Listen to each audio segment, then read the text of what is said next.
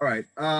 Instead of putting a screen up on which there's sources, which I did last time, I don't know, for one reason or another, made me feel very awkward throughout. Not that I'm able to really make eye contact with you as I'm speaking right now, and it just feels different when I'm not looking at a text and I'm looking at a lot of people at once in movement.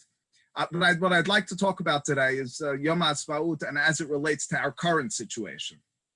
It doesn't sound so natural because our current situation, obviously, is very different than a situation in which you'd envision as freedom. Yom Ha'atzmaut is a day in which we're dealing with the freedom and the ability to express ourselves freely in our own country.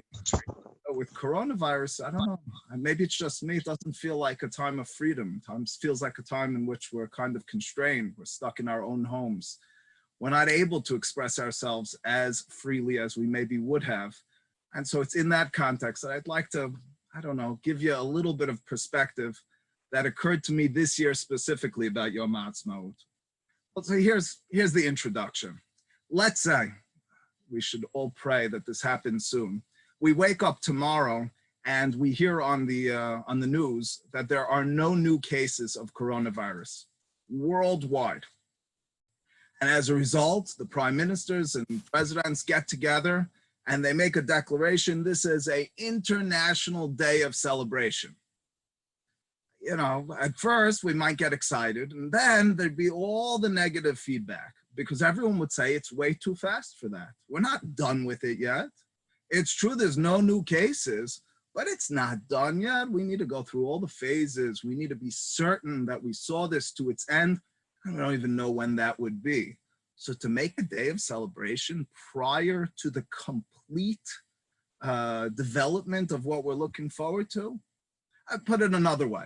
A couple of months ago, what was it, in November, excuse me, October, my son had his birthday, October 23rd. And at his birthday party, as we were singing him happy birthday, my 3-year-old daughter spoke up. And she said, I want you to sing for me. What are we singing for you? She said, I'm turning 4 soon. So you're turning 4 when? She said, in July. Well, you know, it was cute and we laughed a lot. But I mean, can you imagine if we're singing happy birthday half a year, more than that in advance? What's Yom Ha'atzmaut all about after all? Yom Ha'atzmaut is a day on which we're celebrating not only political freedom, religious freedom, the establishment of a state of Israel that's belonging to, with all the expression that comes together with that, Jewish people. Do we have that full sovereignty over the country? So you might argue yes. It's hard to argue yes. We have a lot of difficulty. From a religious standpoint, let's just focus on that for a moment. We don't have full control of Harari. We don't have the Beit HaMikdash. We don't have all the areas of Yerushalayim. There are many haters. There are a lot of obstacles on a consistent basis that need to be overcome. For example, Chacham Vadia Yosef, when he's dealing with a good number of years ago, whether to change the nosach, the wording of the Nahem Tefillah that we say on Tisha B'Av. Well, on Tisha B'Av, in Mincha, we have a special prayer. And in that special prayer, we talk about the destroyed city of Yerushalayim. Post-1967, Chacham Vadia Yosef was asked, and many went ahead with doing so, about changing the nosach of that tefillah. Maybe it's no longer appropriate for us to talk about a destroyed city. It's no longer destroyed. It's not something that's desolate. It's a place we're rebuilding currently. Chacham Vadia Yosef on several grounds disagreed. Primarily, he mentioned the fact that A, we don't have full political sovereignty. B, we don't have full religious sovereignty. I mean, they're decent points. They can be contended with. What are we celebrating on Yom Ha'atzmaut? It's an incomplete redemption, is it not? We're looking forward. We might mention and say and feel that it's an athalta de geula. It's the beginning of a full redemption. But we didn't finish. There's still what to be yearned for. Isn't it a little premature for us to be celebrating? In fact, you know, it's in this type of context that many people point to a pasuk in Tehillim. Pasuk in Tehillim says, "V'ani bechastecha batachti yagel libi b'shuatecha ashira ladonai ki gamal alai." Pasuk describes that David HaMelech turns to HaKadosh Baruch Hu and he says, "Boteach, I have faith, I trust that you're going to handle things appropriately for me. Yagel libi, I'm really rejoicing, I'm happy internally. However, ashira ladonai, I'll express it only ki gamal alai, when I have the full redemption, when I see it fulfilled in front of me." Do we see it fulfilled in front of us? Is it appropriate for us to be singing and rejoicing? Aren't we doing it prematurely? Are we acting like my daughter on my son's birthday, half a year ahead? Aren't we acting like if we would make such a mistake when coronavirus just begins to dissipate, celebrating then? I bring you back a good several thousand years. Am Yisrael are leaving Egypt. They're leaving Egypt, and on our way out, we cross Yam Suf. It's the most classic song of history, Shirat Hayam. When did we sing that song? Again, that's an outward expression of jubilance. That's praising and thanking God in our words, out of our mouth. That's Ashira Ladonai. When did that take place? Read carefully the Pesukim in Parashat Beshalach. It's not fully clear. You could read it both ways. Either it happened before, or during, or after. If you look at in Gemara in Masechet Sotan Daf Lamed, the Hachamim's understanding seems to be B'sha'a she'alu Yisrael min hayam. It was only after they ascended the sea. After they came out of the sea, then they sang. That sounds appropriate. There's a major dissenting opinion. In Mechilta, in Midrash Halacha on Shemot, the statement is that Moshe turns to the people before they get into the water. And he says to them, now's the time, pay attention to what God's going to do. At that very moment, at that very moment, they began singing. According to that opinion, how inappropriate. Singing because you're certain there's going to be this redemption, but the redemption hasn't taken place. What are you doing? That's inappropriate. Why would you do so? How does it make sense? How are you able to wrap your head, your emotions around a circumstance that hasn't actually seen its full fruition yet? You know, there is a debate amongst later rabbis, it's between Torah Temimah and his uncle Netziva Volozhin, about when that took place. And in turn, when we thank God, you know, there's a halacha that you're supposed to, when a miracle, hard to objectify a miracle, but when a miracle happens to you, you're supposed to make a beracha whenever you get to the place where the miracle took place. What location? So it says Netziv, rabbi lives a good 150 years ago, he says it's only in the place where the miracle finishes. If it's just starting to begin in one place, it's inappropriate to make the beracha there. His nephew, Torah Temimah, Rabbi Epstein points out, he says, but it's not so simple. The Gemara talks about making a beracha on the place where Moshe perched himself as Bnei Israel fought against Amalek. As he's perching himself there, the miracle hadn't taken place yet. And we're seeing the place where it was beginning to happen. The place where, as it was transpiring, Moshe was situated. It seems there's good reason to think that the Hakamim are leading us in a different direction. That even before the miracle, or specifically before the miracle is finished, before the redemption takes place, it's appropriate to be celebrating. I mean, how do you make any sense of that? So there's a wonderful book. She wrote many wonderful books by Aviva Gottlieb Zornberg. I saw Jeffrey Dweck somewhere on this schema of people, and he's a big fan of her. He wants me to call her Zornberg only. Anyway, in her book on Shemot, it's called The Particulars of Rapture, she expresses her understanding of this circumstance in a very, very deep fashion. So I'm going to read just a little bit of it. Anyway, if they do indeed sing while still in the process of crossing, the fear and anxiety which are part of that process, the sense of their fate hanging in balance, must be imagined as informing that song. You understand what she's saying?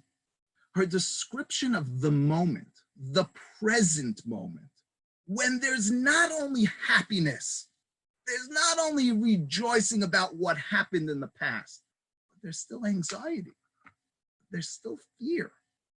That's a very powerful moment. That's a moment that's very real. That's a moment where you're living it.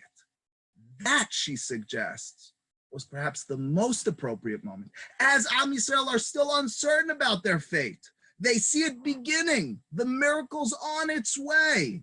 They feel God's presence, but they're not certain how it's going to end. At that moment, it's still strong. It's still real. It's not just retrospective. It's something in the present. Hello? Maybe Hello? then. Hi, Gabe. How you doing? Hold on. Maybe then it's most specifically appropriate to be singing and thankful. Just to express that a little differently. I have a favorite pastime. I'm a passionate walker. I wish I was a runner. The same way I wish I was a gardener. The best I can do is look at trees and observe flowers and things like that. But I'm a passionate walker. I do my best at walking. So oftentimes on Sunday mornings, Sunday afternoons, what I say to my kids is, we're going to the park. They all grown, they moan, and all that. But they've gotten used to it because it's just what we've been doing forever. Now, one of the first times in Brooklyn, my older daughter, was maybe 5 or 6 years old. And so I said, okay, we're going to Prospect Park today. So, okay, do they have good, jungle gyms there? So that's not what we're going for. So my sons got all excited. They jumped up and they said, okay, we'll play baseball. They started to get their bats and balls and gloves. I said, no, that's not what we're doing either. So what are we doing? I said, we're just going to walk around. Oh, come on, Abba, not this again, this walking around thing. I said, that's what we're doing. Take it or leave it. No, so we're not coming. There's nowhere to go at that point. My wife was still in a program on Sundays. You're coming with me or you're not? There's no choice. Everybody into the car. So we got to Prospect Park and we were kind of just doing our walking thing. I mean, if you're not familiar with Prospect Park, there's a lot to discover. There's a lot to walk through. Anyway, we're in the middle of walking through it, and the same daughter, my daughter Razy, who had been complaining and all annoyed about the fact that we were doing this, turned to me in the middle. She's like, I love this. So what is it that you love? Explain it to me. What are you getting out of this? So I just love this. I mean, just describe it. And she couldn't.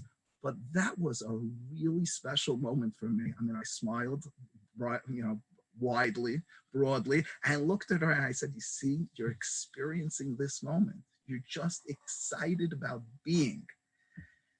I think we experience this sort of setback in our lives often when we don't appreciate the present and kind of look forward to something, but then aren't able to actually capitalize in the moment. How often does it happen in your own life that you plan for a vacation? You spend a lot of time meticulously researching and looking into what you're going to do on the vacation, where you're going to do, what food you're going to bring, and so on and so forth. And when you actually get to those days and weeks of vacation, it's fleeting time. The experience is kind of lost. I mean, because we focus on the future, we think about the past, we have a hard time living in the present. It's our lives to a certain extent. We're constantly looking to the future. We're in school and then we're working in order to prepare for the future. We don't take stock of the present. It's this time which gives us that opportunity. Here's the irony, being locked up and incapable of thinking about the future because we don't know what's in the future. And it's depressing to think about the past, where we were, that we're finally able to live in the present.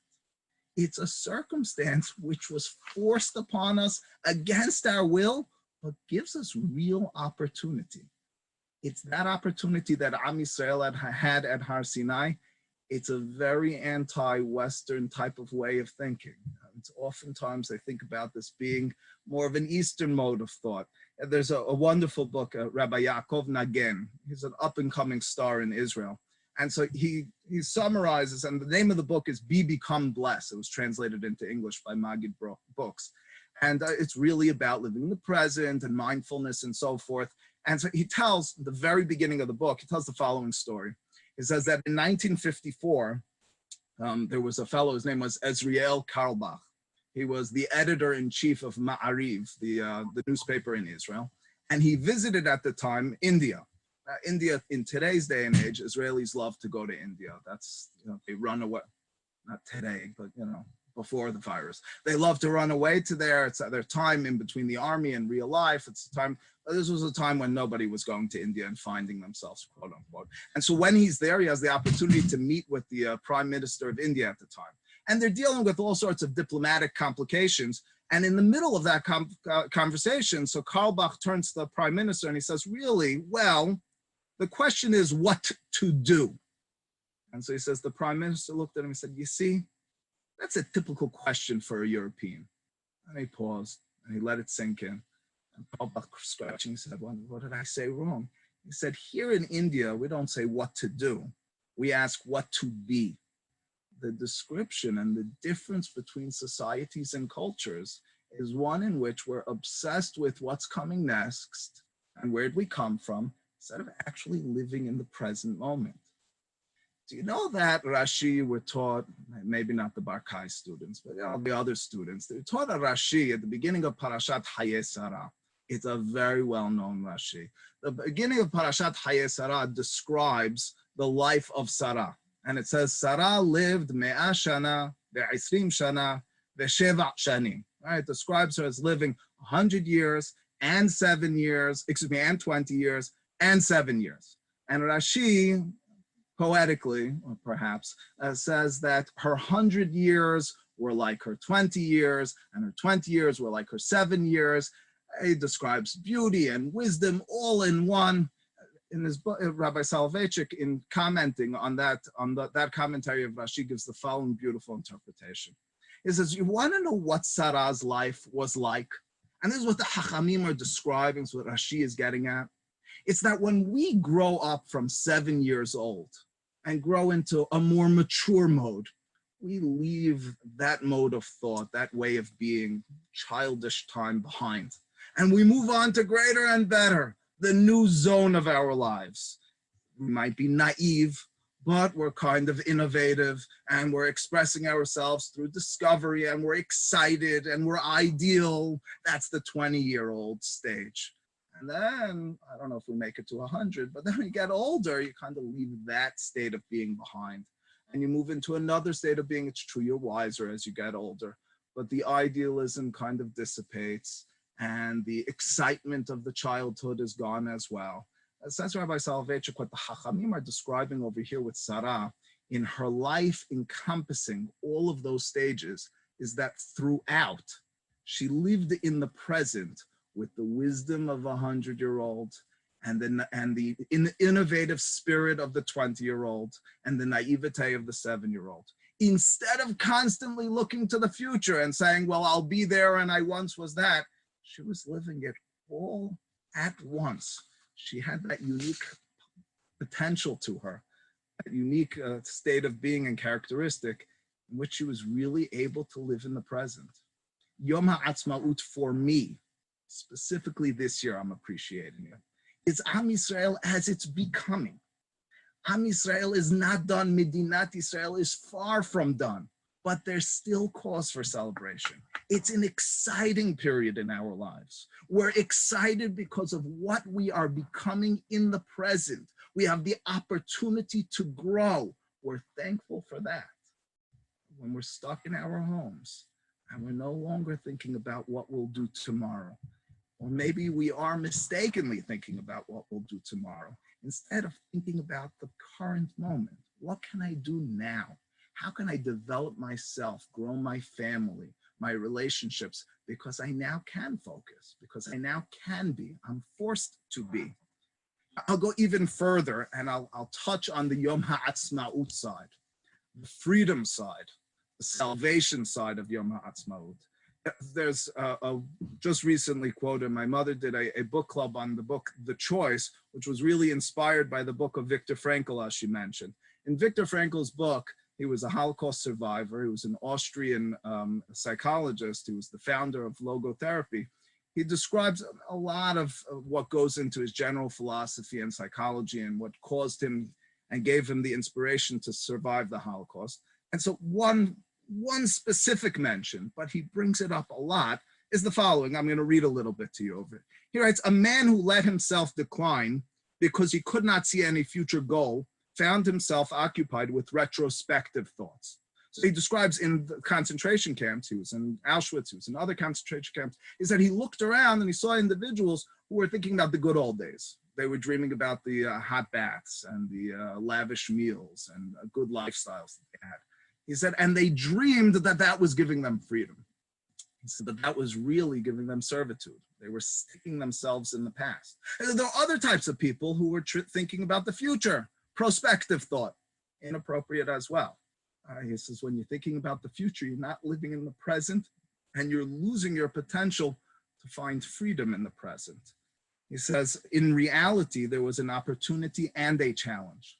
One could make a victory of those experiences, turning life into an inner triumph, or one could ignore the challenge and simply vegetate, as did a majority of the prisoners. Even in the concentration camps, there was constantly decisions to be made. There was freedom to be found by perspective, by envisioning and understanding what is it, where is it that I want to change? What decision, even if I'm kind of confined in my decision, am I going to make? Finding freedom in the present is really, really a traditional thought.